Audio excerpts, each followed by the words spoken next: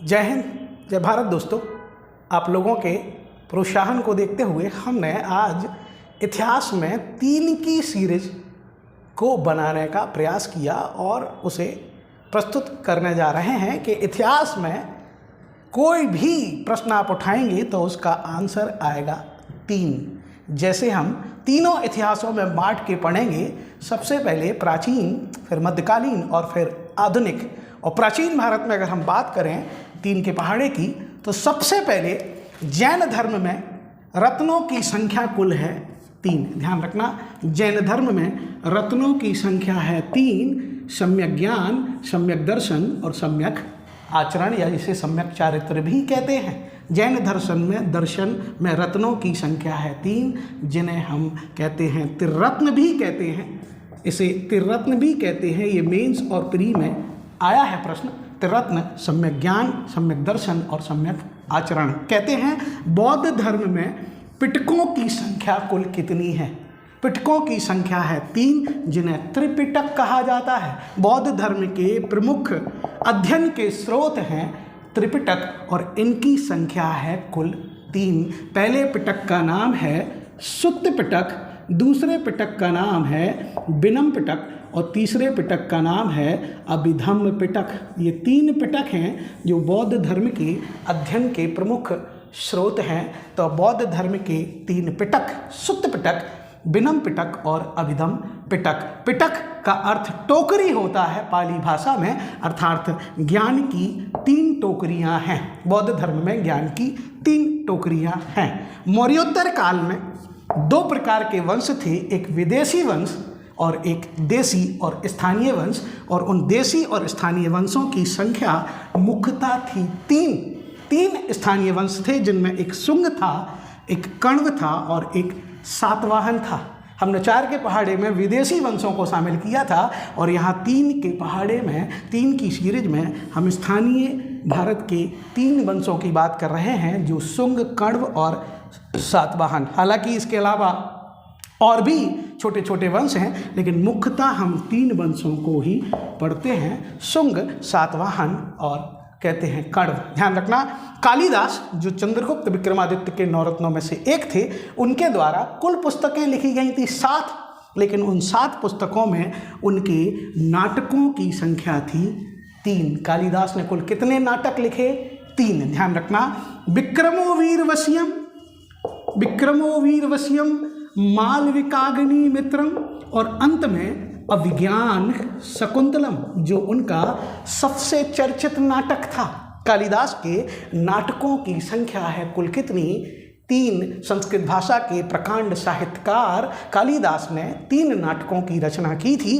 पहला था विक्रमो वीरवस्यम, दूसरा था मालविकाग्नि मित्रम और तीसरा सबसे चर्चित, जो कालिदास को बनाएगा भारत का शेक्सपियर, उसका नाम था अभिज्ञान शकुंतलम।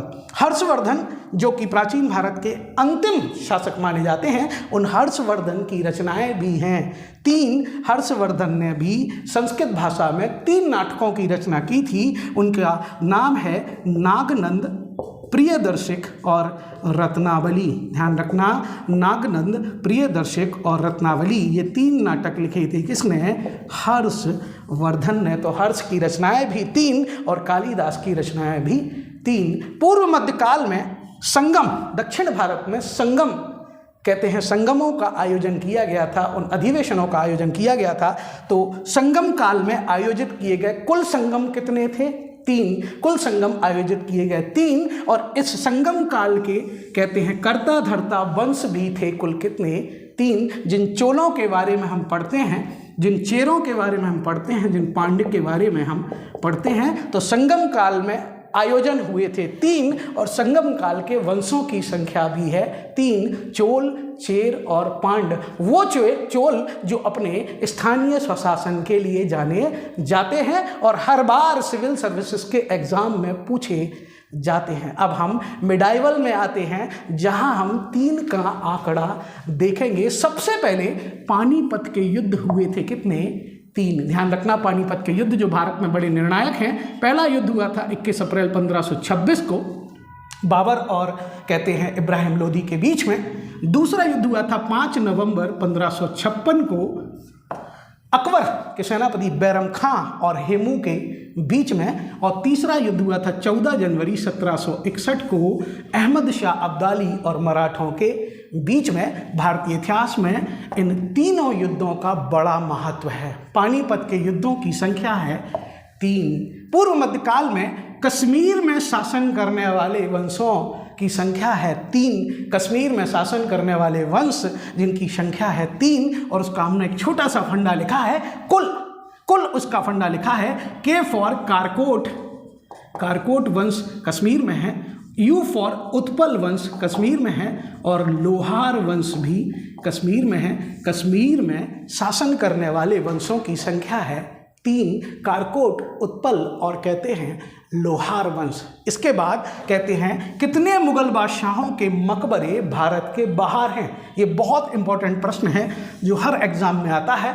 कितने मुगल बादशाहों के मकबरे भारत के बाहर हैं? तो 3 मुगल बादशाहों के मकबरे भारत के बाहर हैं। सबसे पहले मुगल वंश के संस्थापक बाबर का मकबरा काबुल अफगानिस्तान में है, जहांगीर का मकबरा लाहौर पाकिस्तान में है, और सबसे अंतिम उत्तर मुगल बादशाह बहादुर शाह जफर का मकबरा म्यांमार रंगून में, म्यांमार में मिलेगा। ऐसे 3 मुगल बादशाह हैं जिनके मकबरे भारत के बाहर हैं। अकबर के शासनकाल को, उनके बचपन से लेके अकबर के शासनकाल को मुगल सिंहासन पर बैठने से लेके उनकी मृत्यु तक 3 भागों में बांटा जा सकता है। अकबर के शासनकाल को 3 भागों में बांटा जाता है। 1556 से लेके 60 तक कहते हैं वो बैरम खां के संरक्षण में शासन करते हैं।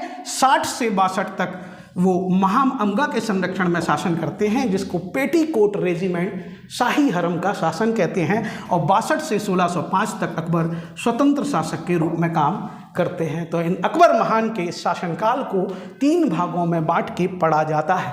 अकबर ने भूमि अनुदान किस सिख गुरु को दिया था कि जिस भूमि पर अमृतसर बना और उसी भूमि पर बना था कहते हैं स्वर्ण मंदिर, वो भूमि अनुदान अकबर ने किया था तीसरे सिख गुरु अमरदास को। हालांकि अमरदास ने पहले इसे लेने से मना किया था और अकबर को लंगर में भोजन करना अनिवार्य किया था।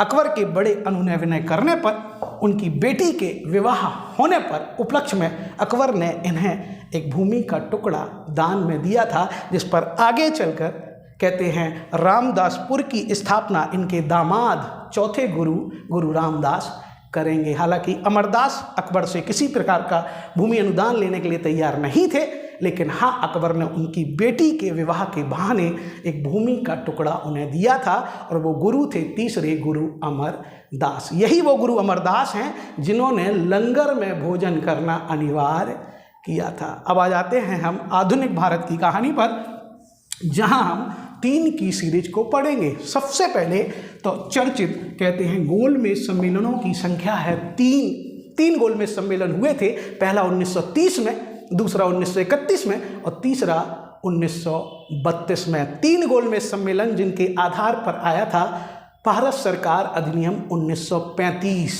गोलमेज सम्मेलन साइमन कमीशन की रिपोर्ट के आधार पर हुए थे और इन्हीं के निष्कर्ष के रूप में आया था भारत सरकार अधिनियम 1935। जब ब्रिटिश भारत में साम्राज्य का विस्तार कर रहे थे तो उनकी मराठों से युद्ध हुए थे 3। आंग्ल मराठा युद्ध की संख्या है 3। ब्रिटिश जब भारत में जम रहे थे तब उनकी फ्रांसीसियों से 3 लड़ाई हुई थी, जिन्हें कहते हैं कर्नाटक के युद्ध। और कर्नाटक के युद्ध भी हुए कितने?